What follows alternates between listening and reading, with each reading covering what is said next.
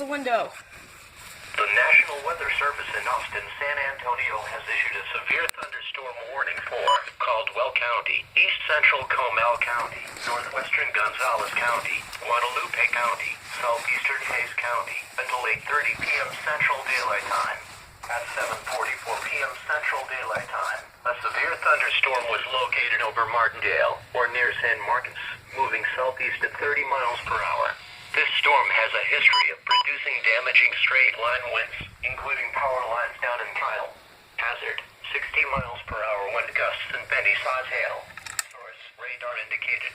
Impact, expect damage to roofs, siding, and trees.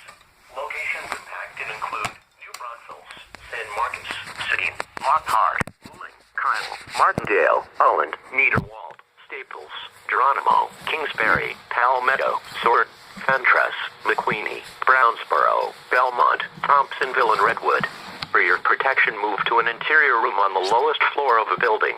Large hail and damaging winds and continuous cloud-to-ground lightning is occurring with this storm. Move indoors immediately. Lightning is one of nature's leading killers. Remember, if you can hear thunder, you are close enough to be struck by lightning.